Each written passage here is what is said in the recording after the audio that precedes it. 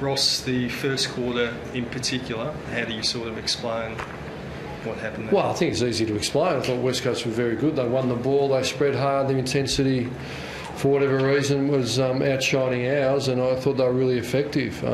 We struggled to defend it, and they had us on the back foot. Eerily similar to the first derby, but the other way around. Was that pressure from the midfield not being where it needed to be, or were there some systems? Our pressure? Yeah, I think our mids and all of them, I thought, everyone plays a part, but I think we've got to give credit to them. They've been playing very good football, and as much as you send a message to your players and you talk about it, and won 6 derbies in a row and probably embarrassed them last time, and it was a critical result, wasn't it, in the context of the season, from the other side's position, and important to us.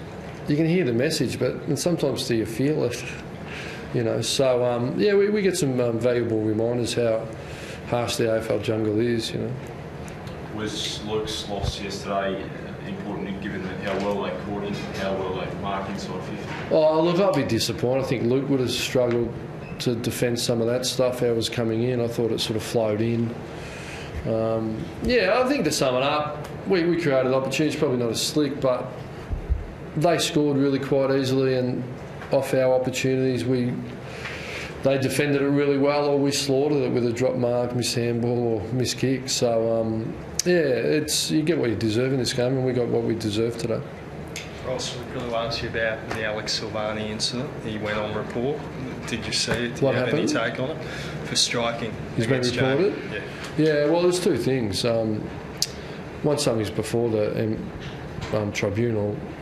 I have an inability to comment, and secondly, I didn't see it. The potential to lose a second key defender. Zach Dawson missed a couple of weeks. Well, Zach's fine. He'll be fine to be available, and potentially lose one. And Luke's fine as well. So Luke just had tone in his calf, which is a tightness that we were uncomfortable with on the back of the corky. And he trained. He wanted to give himself till today, but. Hindsight's 2020, in which 2012 there's some signs with his hamstring, and 2014 where he missed the last 5, there were signs that we probably ignored. So Ken Withers, our doctor, made the call, and there was no wrestling that off him, and I think it was the right call. So Luke would be fine next week, and Dawson, no one really kept him out of Peel, I don't think. They didn't play that well. So Dawson, who was in good form against GWS, is a chance as well. So I think, and Johnson needed the run. I think he found out. It was a pretty hot start, wasn't it? So he knew he was alive. And but I thought Alex Pearce went back with super, that kid. He's going to be a pretty good player for us. So, we get a bit out of it. And I think 5 after 2 weeks off, 6 possessions first half, but thought he ignited us in the second half and got to work. So out of the wreck, there's some positives. How did you view how the forward structure worked after Alex had to go back?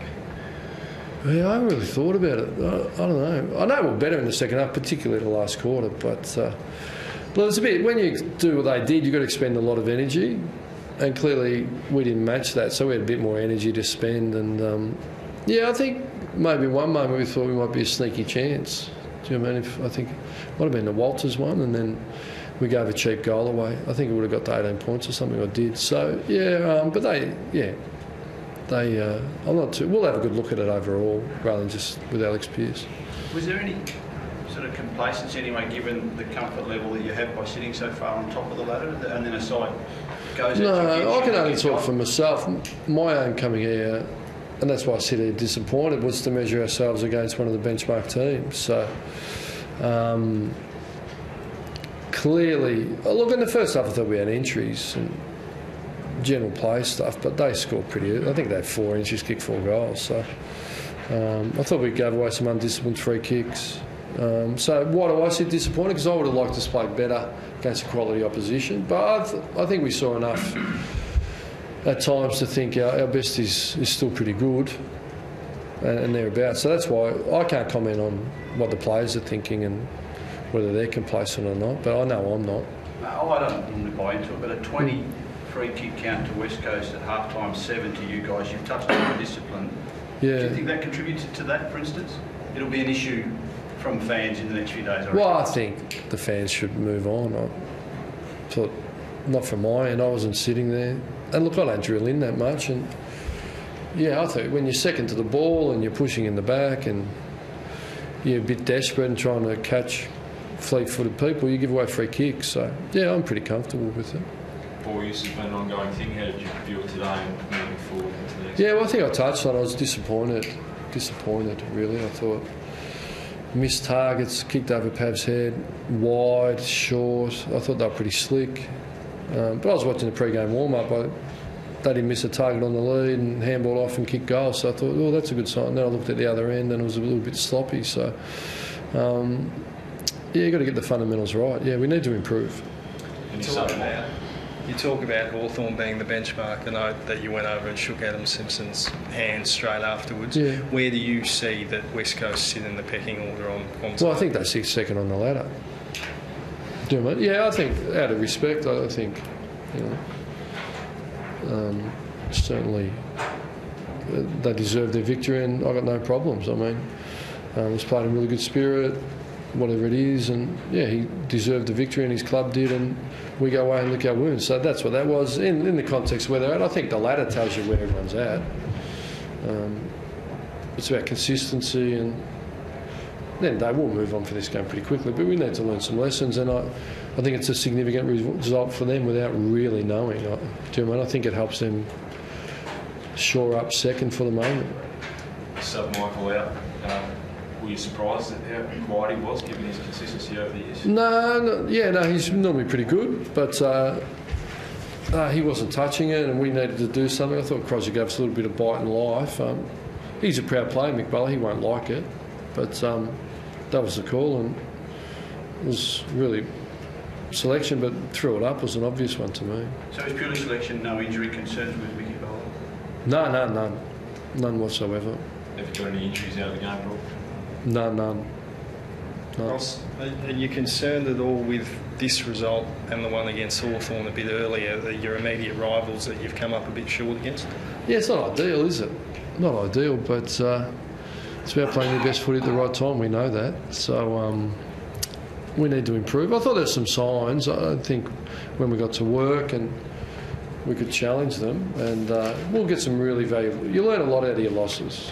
Historically, that's what I find anyway. So, yeah, and we basically know what happened. But there's some things that you need to work your way through and learn from. To get it right before your final series starts, 3 games to go, you tend to need to play your best teams. So would you be looking to put your best team out every week, or try to manage I did that this week. I know that, I understand that. But would you look to try and manage a few of the boys, not Etihad next week, or the trip? I think we'll take a contingency approach to that.